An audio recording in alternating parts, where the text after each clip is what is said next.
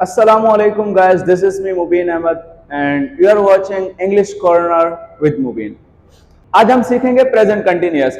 इसके यूजेस हम पढ़ेंगे कि इसको किस किस जगह पे यूज किया जाता है और इसको क्यों यूज किया जाता है। तो देखिए सबसे पहले प्रेजेंट कंटिन्यूअस। प्रेजेंट देखे मतलब मौजूदा वक्त, सही है, और कंटिन्यूअस मतलब वो काम जो कंटिन्यू होगा, प्रेजेंट में कंटिन्यू होगा, उसके लिए हम यूज करेंगे प्रेजेंट कंटिन्यूअस। आपको कुछ भी याद करने की जरूरत नहीं है, सिर्फ आप ये ध्यान में रखें कि प्रेजेंट कंटिन्यूअस का यूज है क्या, किस जगह इसे यूज किया जाता है। तो देखिए present continuous, it is used for action which is in progress. अच्छा, प्रोग्रेस का मतलब भी यही है कि ऐसा एक्शन जो कंटिन्यू होगा प्रेजेंट में, इन प्रेजेंट। देखिए प्रेजेंट में ऐसा एक्शन जो प्रेजेंट में कंटिन्यू होगा, प्रोग्रेस में होगा, उसके लिए हम यूज करते हैं प्रेजेंट कंटिन्यूअस। मतलब मौजूदा वक्त जब हम बात कर रहे हैं उस वक्त कोई भी एक्शन अगर कंटिन्यू होगा तो उसके लिए हम प्रेजेंट कंटिन्यूअस यूज करते हैं।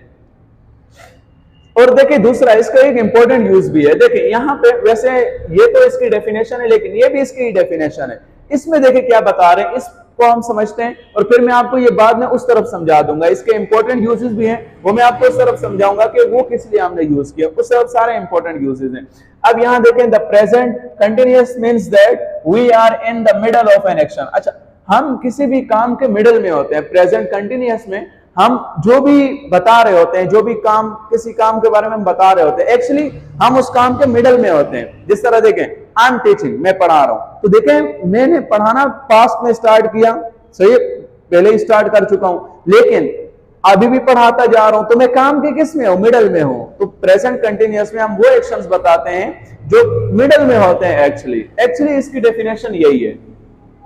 सबसे पहले देखिए ये समझते हैं, फिर इसको भी समझ लेंगे। देखिए सबसे पहले यहाँ पे एफर्मेटिव में आप सब्जेक्ट यूज करते हैं, उसके बाद इज एम आर, और फिर देखिए वर्ब। अच्छा, वर्ब जो आएगा वो आईएनजी फॉर्म में आएगा, सही है, मतलब फोर्थ फॉर्म में। याद रखें जितने भी कंटिन्यूअस टेंसेस आप बनाते हैं उनमें हमेशा वर्ब की फोर्थ फॉर्म ही लगती है, और लास्ट में rest of sentence. First example देखिए आई, ये देखिए ये सब्जेक्ट है। अब आई के साथ क्या यूज करते हैं, एम, सही, आई के साथ एम। और ही इज, इसके साथ हम यूज करते हैं ही, शी, इट, या फिर वो सिंगुलर नाउन, सही।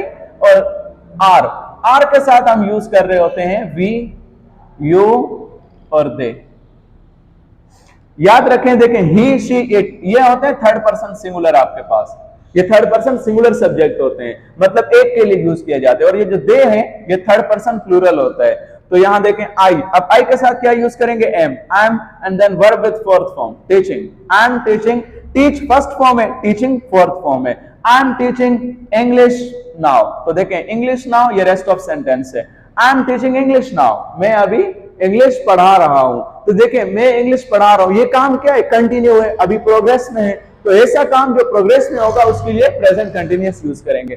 नेक्स्ट एग्जांपल देखिए, दे, ये सब्जेक्ट है। अब दे के साथ क्या यूज करेंगे, आर, ये हेल्पिंग वर्ब, और फिर यहाँ पे वर्ब के fourth form, so watching, watch first form, देखना। अब आईएनजी लग गया, so fourth form. They are watching movie, वो क्या देख रहे हैं, मूवी देख रहे हैं। तो देखिए उनका मूवी देखना, ये काम भी क्या है, कंटिन्यू है, प्रोग्रेस में है। नेक्स्ट देखें नेगेटिव। अब नेगेटिव किस तरह बनाते हैं, तो देखिए नेगेटिव में सब्जेक्ट और उसके बाद यहाँ पे हम यूज करेंगे इज एम आर, ये हेल्पिंग वर्ब आ जाएंगे आपके पास, और फिर यहाँ नॉट, नेगेटिव बनाने के लिए वर्ब की यहाँ पर भी कौन सी फॉर्म आएगी, फोर्थ फॉर्म, और लास्ट में रेस्ट ऑफ सेंटेंस। इस तरह देखिए एक एग्जांपल है ही, ये सब्जेक्ट, अब ही के साथ इज यूज करेंगे, he is, and then यहाँ पे not नेगेटिव बनाने के लिए he is not wearing, it's fourth form, he is not wearing his new dress, his new dress, rest of sentence, he is not wearing his new dress, वो अपना नया जोड़ा नहीं पहन रहा है, मतलब ये काम जो है वो नहीं कर रहा है, ये सही है, नेगेटिव सेंटेंस बन गए। नेक्स्ट एग्जांपल we, अब we के साथ हम यूज करते हैं आर, तो देखिए यहाँ हमने आर यूज किया, और फिर not, we are not, and then verb with fourth form, playing, play first form, playing fourth form, we are not playing at the moment। अब यहाँ ऑब्जेक्ट भी आप यूज कर सकते हैं, क्रिकेट जो भी यूज करना चाहे, we are not playing at the moment, हम अभी नहीं खेल रहे हैं, और we are not playing cricket at the moment, हम अभी क्रिकेट नहीं खेल रहे हैं। तो ये नेगेटिव सेंटेंसेस बन गए, मतलब ये काम प्रोग्रेस में नहीं। नेक्स्ट एग्जांपल देखें इंट्रोगेटिव। इंट्रोगेटिव में हम सबसे पहले इज एम आर, ये इसके हेल्पिंग वर्ब यूज करेंगे, और फिर यहाँ सब्जेक्ट आ जाएगा, यहाँ पर भी वर्ब की फोर्थ फॉर्म, और लास्ट में rest of sentence. Question mark लाजमी लगाना है, जब भी आप इंट्रोगेटिव क्वेश्चंस बनाते हैं, सेंटेंसेस बनाते हैं, तो उसमें क्वेश्चन मार्क लाजमी लगाया करें। फर्स्ट एग्जांपल देखिए, इज, ये हेल्पिंग वर्ब है, अब इसके साथ शी, ये सब्जेक्ट, तो देखिए शी सब्जेक्ट है, इस वजह से यहाँ इज यूज किया है। Is she and then verb with fourth form, cooking food now, is she cooking food now, क्या वो अभी खाना बना रही है? अगर बना रही है, जब मैंने आपको पहले इंट्रोगेटिव क्वेश्चंस पढ़ाए थे तो उसमें मैंने आपको बताया था इंट्रोगेटिव दो तरह के होते हैं, कंफर्मेटिव, इंफॉर्मेटिव। कंफर्मेटिव जो होते हैं वो हेल्पिंग वर्ब से स्टार्ट होते हैं, तो देखिए ये हेल्पिंग वर्ब से स्टार्ट हुआ है, ऐसा ही है। तो अब यहाँ पे जो कंफर्मेटिव होते हैं उनका आंसर भी छोड़ दिया जाता है, याद रखना, यस या नो में, यस शी इज, सिर्फ इतना ही आंसर देना है, इससे ज्यादा नहीं देना है, न इससे कम, इतना आंसर देते हैं। अब नो शी इज नॉट, ये जो सेंटेंसेस है ये कंफर्मेटिव है। अब जो इंफॉर्मेटिव होते हैं वो WH से स्टार्ट होते हैं, जिस तरह यहां पर देखें, अब ये WH से स्टार्ट हुआ है तो ये इंफॉर्मेटिव है। व्हाट, और उसके बाद यहां हमने हेल्पिंग वर्ब यूज किया are and then subject, what are you doing now, what are you doing now, आप अभी क्या कर रहे हैं? तो देखें अब यहाँ पे ये हमसे कंप्लीट इंफॉर्मेशन लेना चाह रहे हैं, तो इसको कंप्लीट इंफॉर्मेशन देंगे, what are you doing now, आप अभी क्या कर रहे हैं? इसका आंसर यस या नो में नहीं देंगे। अब what are you doing now, I am teaching now, मैं अभी पढ़ा रहा हूं, आई एम स्लीपिंग नाउ, मैं अभी सो रहा हूं। तो मतलब वो एक्शंस जो कंटिन्यू होंगे, जो प्रोग्रेस में होंगे, उनके लिए हम प्रेजेंट कंटिन्यूअस यूज करेंगे।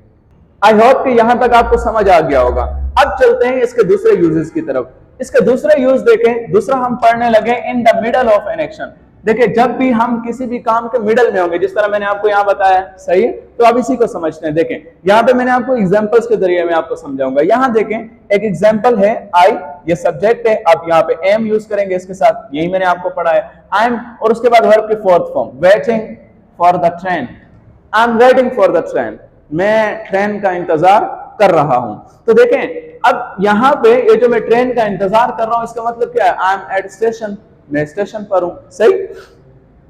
इसी तरह देखें नेक्स्ट एग्जांपल, आई ये सब्जेक्ट है, उसके बाद देखें am, I am getting the lunch ready, I am getting the lunch ready, मैं खाना तैयार करवा रहा हूं। तो इसका मतलब यही है कि मैं अभी किचन में हूं। अच्छा देखिए दोनों काम क्या है, ये जो दोनों सेंटेंसेस मैंने आपके सामने लिखे हैं, ये दोनों सेंटेंसेस क्या है? प्रोग्रेस में है, ये काम कंटिन्यू है, सही।